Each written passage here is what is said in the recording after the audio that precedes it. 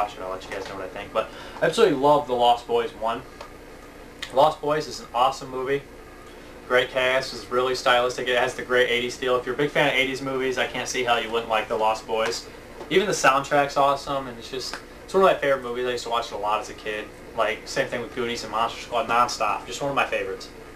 Then we have Martin here, George A. Romero's vampire movie. We'll take on a vampire movie. It's not necessarily a vampire movie. It's insane. Like, this kid comes from a family where they think he's a vampire, and he thinks he's a vampire, and his uncle's crazy. Everyone's crazy, and it's just a pretty awesome movie. He acts like he's a vampire and stuff. And this movie is like a sleeper horror movie almost, and then the end packs a punch. It's a pretty cool movie. It's one of his better movies. A lot of people, you know, just know him for his like dead films, which are his best movies. I'll admit that, with the exception of Diary of the Dead. But stuff like Martin and the Crazies and Creepshow is good stuff. He's my favorite director, so I want to stick up for him. But I'd recommend Martin. So then we have the double disc of Near Dark here. Everyone says Near Dark suffered from, I agree, it came out like pretty close to Lost Boys, and everyone went and saw Lost Boys and didn't see Near Dark. But I'm going to say this one's pretty fun. It's a pretty good movie. It's got a good cast. It's basically got the cast from the Aliens movie. It's got Bill Paxton, Juliette Goldstein, I couldn't think of her name, and Lance Hendrickson. What's her name? I got to check. I don't want to give... Jeanette Goldstein. Anyways, the movie's pretty cool. It's like kind of like a drifter vampire type tale. The ending's a little of a cop-out, kind of like, come on. But it's still a good movie. I love Bill Paxton in the movie. I'm a big fan of Bill Paxton. Bill Paxton's pretty good in it. Usually he's always good. Underrated actor. Never gets enough good work. Then we have Stephen King's Night Flyer. I read the short story, and this one actually seemed pretty similar to the short story, but there's slight differences. But I'm going to say that the Vampire Night Flyer is scary as hell. And there's, you know what? I do like Miguel Ferrer, whatever, so Ferrer, or whatever, however you say his name, cousins to George Clooney from what I read.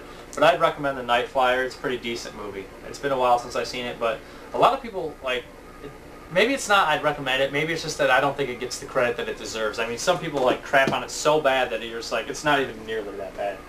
And we have Once Bitten. I got it for $3. I couldn't pass it up.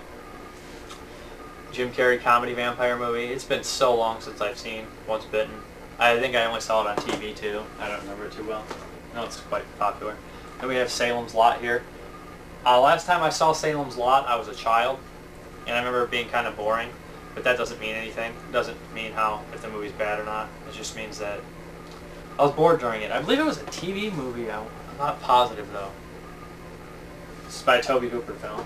Then we have the Satanic Rites of Dracula. I couldn't pass it up. It was $1. Another Christopher Lee vampire movie. I wonder if this is originally a Hammer. I'm pretty sure it probably was. But I've not watched this one either. And then we have Shadow of the Vampire, which is recommended to me by my aunt. And it was a pretty good price on it. I think I got it for $1 or something.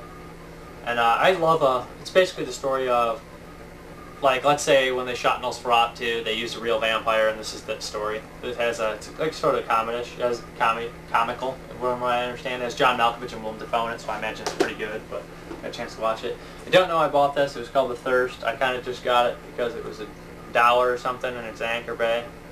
But it really doesn't look like something I'd like. We have John Carpenter's Vampires here.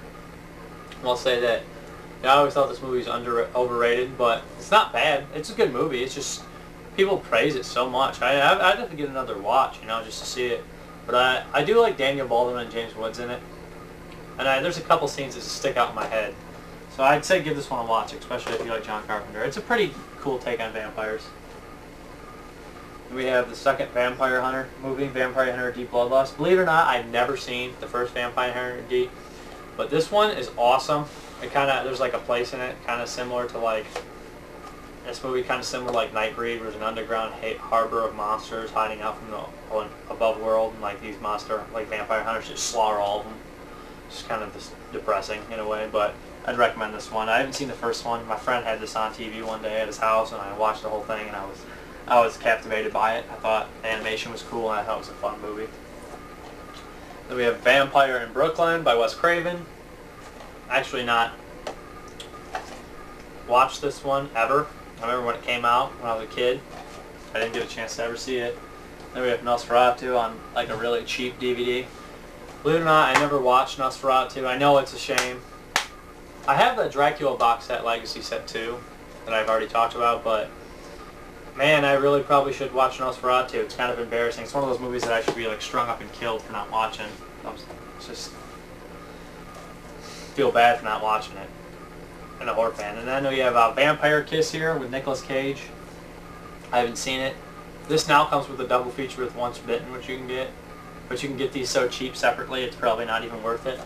I've not seen Vampire Kiss, but I know that Nicolas Cage, didn't he eat real bugs for the movie or something with his teeth? I don't remember. But that's my vampire update. Sorry it was so short. Sorry I'm not like as versed on the vampire films as a lot of my other films. But thanks for tuning in, and catch you next time.